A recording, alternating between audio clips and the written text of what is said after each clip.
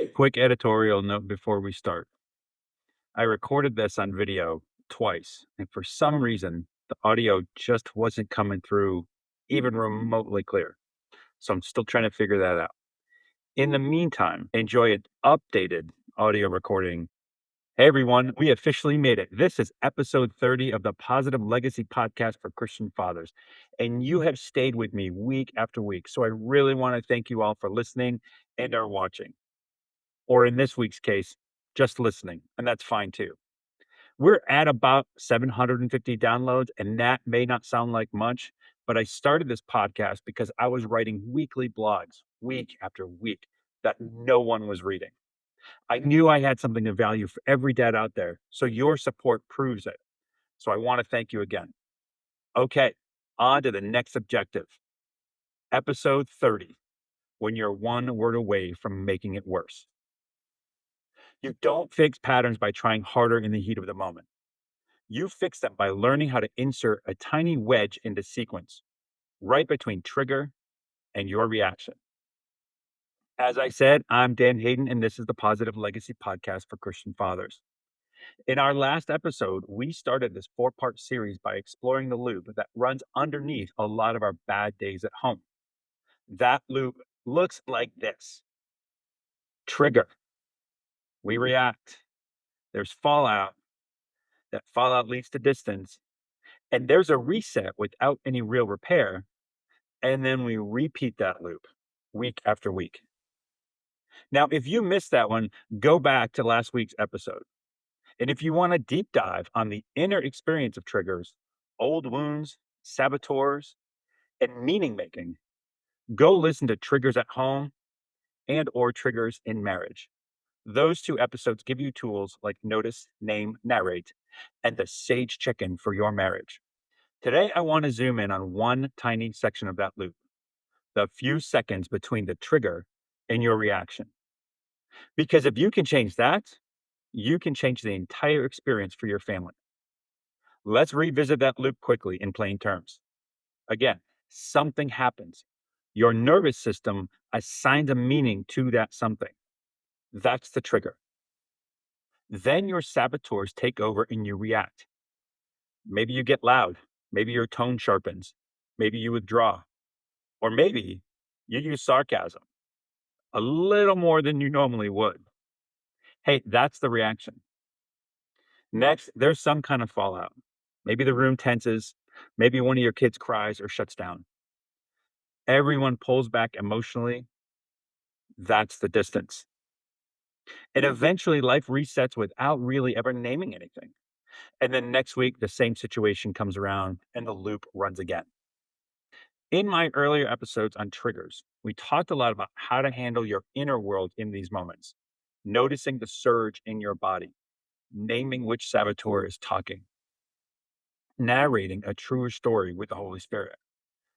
Today, I want to talk about your outer world, your hands and mouth. What do you actually do when you realize I'm pretty fired up right now? Because a lot of guys here interrupt the pattern, and that mentally translates into something like stuffing down my feelings. I'm going to pretend I'm fine. I'm just going to shove it down until it leaks out later. That is not what I'm talking about. Interruption is not emotional suppression. It's not clenching your jaw or white knuckling your way to calm. It's not withdrawing with a fake, whatever, I'm fine, it's fine, while really you're stewing on the inside.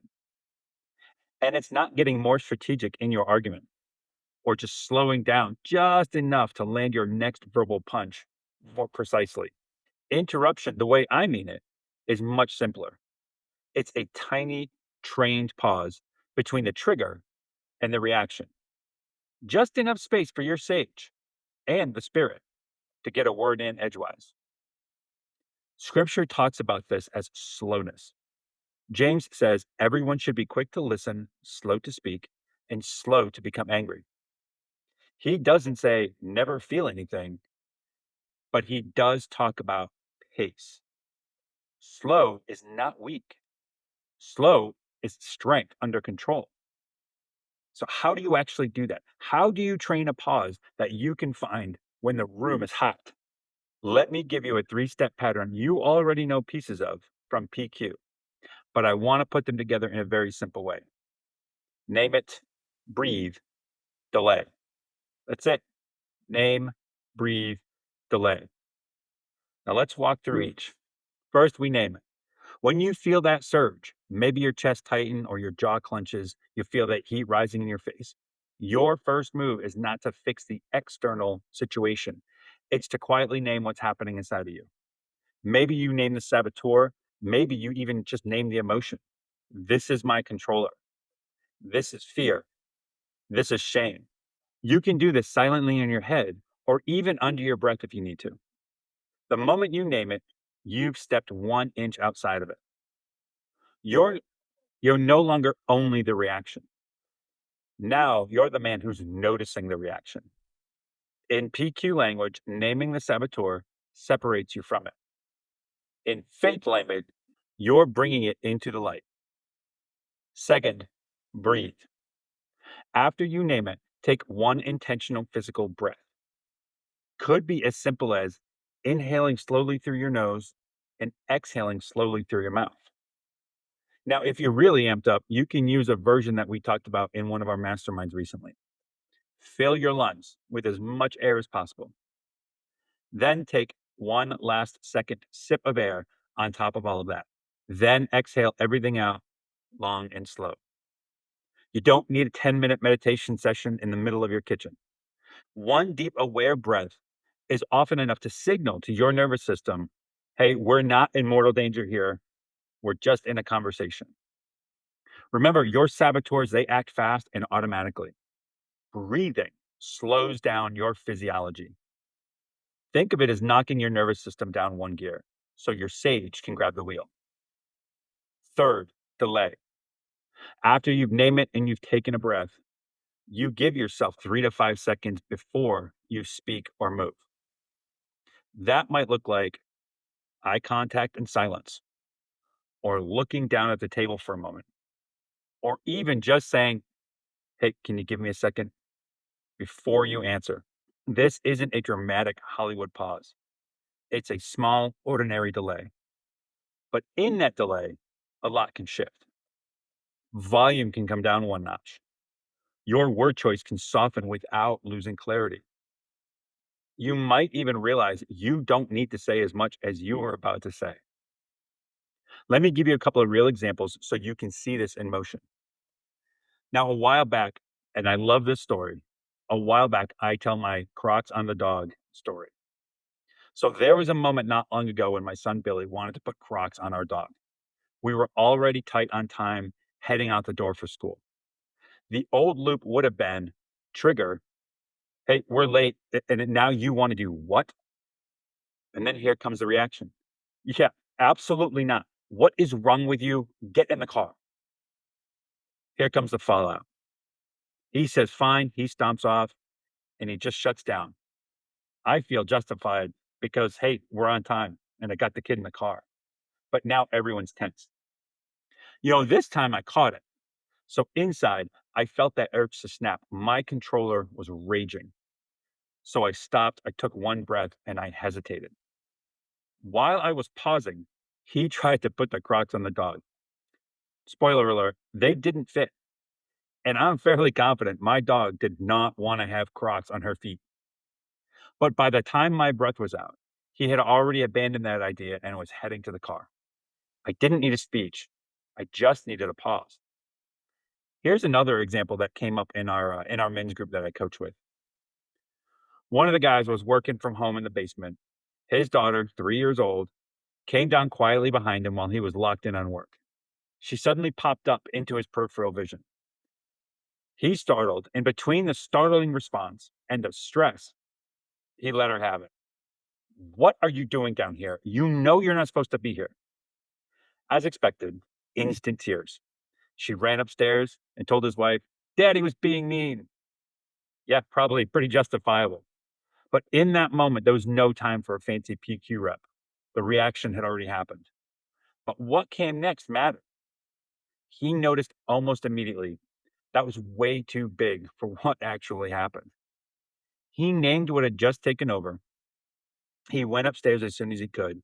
He knelt down with her and said, "Hey, I'm sorry I scared you. You didn't deserve that tone. That one's on me." That's not a perfect in the moment interruption, but it's the beginning of one. Awareness first shows up after, then with practice, more during. And eventually, and hopefully you can anticipate it, and awareness will show up before. But all three stages count.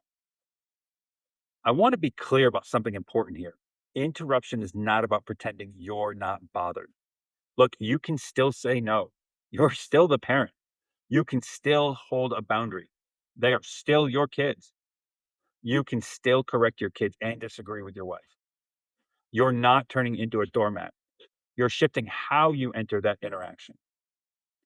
So instead of coming in hot, you're coming in one notch steadier. Instead of letting your saboteurs set the tone, you're giving your sage and the spirit just enough room to steer. In the Triggers at Home episode, we focused a lot on what's happening inside you. Maybe it's old wounds, old stories, the saboteur voice. Here, we're talking about something much more mechanical. When you notice you're fired up, can you name what's happening? Take one slow breath and delay your next word by 3 seconds. That's it. So here's your challenge for this week. I don't want you to try to interrupt every trigger, every loop.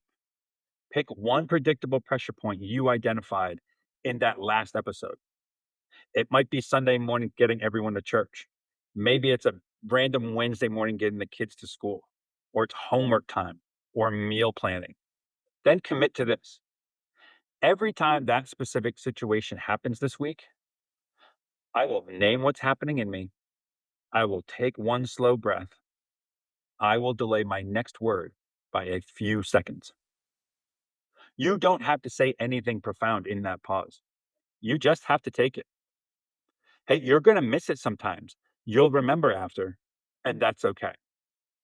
Every time you even attempt this, you're loosening the grip of that old loop and training a new default.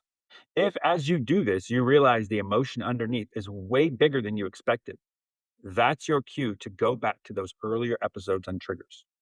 Use the notice, name, narrate, and the sage check in. Then bring this simple behavioral pause on top of it. This is how your inner work and your outer actions start to line up. In next week's episode, we're going to talk about what happens after you miss it, how repair fits into this loop, and why clean repair actually weakens that pattern over time. If you want to practice this kind of interruption with other Christian dads who are doing it in real life around sports schedules, tight budgets, and real marriages, that's exactly what we do inside my Positive Legacy Academy. You can check the link in the show notes to learn more or grab a complimentary call with me. Until next time, stay rooted in grace, stay steady in mind and spirit, and keep building your positive legacy one small intentional moment at a time. And as you look at this week, which one situation are you willing to practice, name it, breathe, delay? Talk to you next week.